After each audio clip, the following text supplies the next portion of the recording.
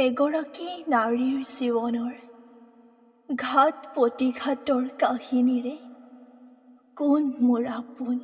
এনেকৈ ভাগে এনে সপোন, এনেকৈ চিগে এনে বান্ধোন।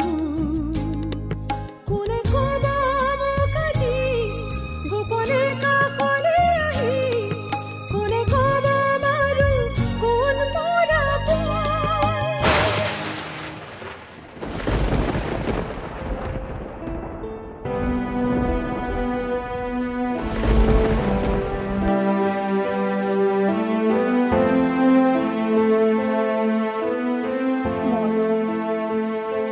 শব্দটোৰ অৰ্থ বিচাৰোঁতে বিচাৰোঁতে কোনেও নজনাকৈ বুকুৰ কাষঘৰলৈ লাহে লাহে তুমি আহিলা।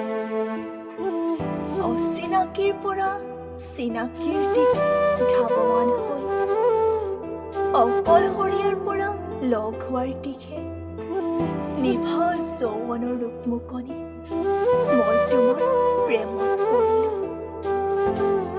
সৰুৰে পৰা মৰম কি বুজি নোপোৱা ছোৱালীজনীক মৰম কি শিকালা, কিন্তু তুমি তাৰ পৰিৱৰ্তে মোৰ পৰা ললা গাভৰু জীৱনৰ তৃপ্তি। বাৰিষাৰ প্ৰজ্জপাত পেলোৱাৰ দৰে মোৰ শৰীৰত প্ৰজ্জপাত পেলাই মাৰ আদেশ অনুসৰি তুমি আঁতৰি গলা। নাজানো তুমি পুৰুষ নে কাপুৰুষ। তুমি দিয়া টেলিফোন নম্বৰটো বহুবাৰ লগালো চাৰিআলিৰ পিছটোৰ পৰা। বহুবাৰ অন্তত এদিন তুমি ধৰিলা, মোৰ মাথোনাৰ লগে লগে কাটি দিলা, কাৰণ তুমি পিতৃত্বৰ বোজা গ্ৰহণ কৰিব লাগিব। এবাৰ নিজে ফোন কৰি কৈছিলা সন্তানটো নষ্ট কৰি পেলাবি। এইষাৰ কথা কৈ তুমি সামৰিলা তোমাৰ দায়িত্ব। তুমি ভাবিছিলা নিশ্চয় এইষাৰ কথা কৈ তোমাৰ মোৰ সম্পৰ্ক শেষ।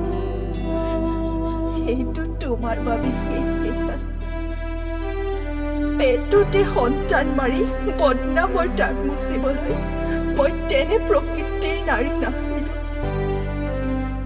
বদনামী হৈ জীয়াই থকাৰ ইচ্ছাৰে আধা সময় পাৰ কৰি সমাজৰ পৰা আমাৰ ঘৰখন এঘৰ কৰি খুৰা খুৰীকনো কিমান কষ্ট দি মা দেউতাক হেৰুৱাৰ পৰা তেওঁলোকে কষ্টৰে ডাঙৰ কৰিলে। সমাজত তেওঁলোকক তল পৰিবলৈ নিদিওঁ বুলি ভাবি তেওঁলোকো সমাজৰ গৰিহণাৰ পাত্ৰ হ'ল।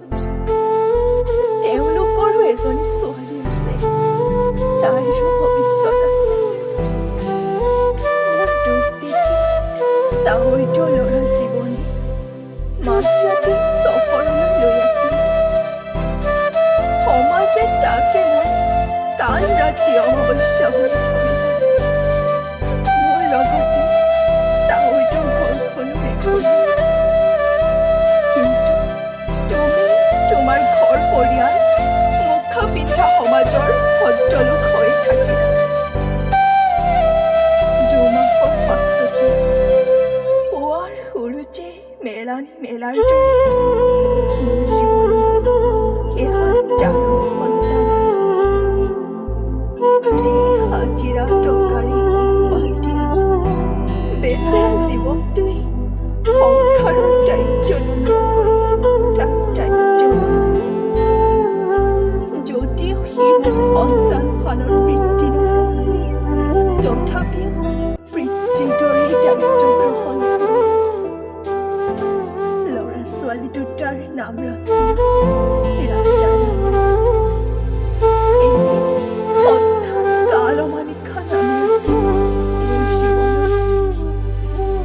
ডিঙিত খেলি থকাৰ মাজতে ৰাজা নাইকিয়া পাগলৰ দৰে বিচাৰি কিন্তু তাৰ কোনো মুহূৰ্তই বিচাৰি নাপায় লাহে লাহে ৰাণী ডাঙৰ বুজাও দেউতাকৰ পৰিচয় বিচাৰি গতি আছো সকলোৰে দেউতাকক দেখি তাইও দেউতাকৰ মৰম বিচাৰে যেনে তেনে সুচৰি ৰাখে তেনেদৰে এদিন সাধাৰণ কথা এটাত লাগি জীৱন সাঁতুৰি যি আছিল মোক জীয়াই থকাৰ প্ৰেৰণা দিয়া তাই দিয়া মিছা আশাবোৰ দেখি শুনি তাই মোৰ প্ৰতি তাই নিজৰ জেদবোৰক লৈ বহুদিন নমতা কৰি থাকে কিমাননো তাইক দুখ দিম তাইৰ দুখবোৰ দেখি সহিব নোৱাৰো কেতিয়াবা ভয় লাগে তাই মোৰ এই জীৱনৰ কলংকৃত অধ্যায় জানি সাঁতুৰি যায় বুলি সকলো ভয় শংকা পাহৰি অৱশেষত সেই অতীতৰ স্মৃতিবোৰ লুটিয়াই জীৱনত যুঁজি অহা ঘাট প্ৰতিঘাতৰ কথাবোৰ ক'বলৈ আজিৰ পৰা 30টা বসন্তৰ কাহিনীলৈ শুকা কাগজ পৃষ্ঠাত কলমৰ নীলা চিয়াহীৰে এখন উপন্যাস আকাৰে লিখা ইচ্ছাৰে দাগ মাৰিলো কোন এনেকৈ ভাগে এনে সপোন এনেকৈ চিগে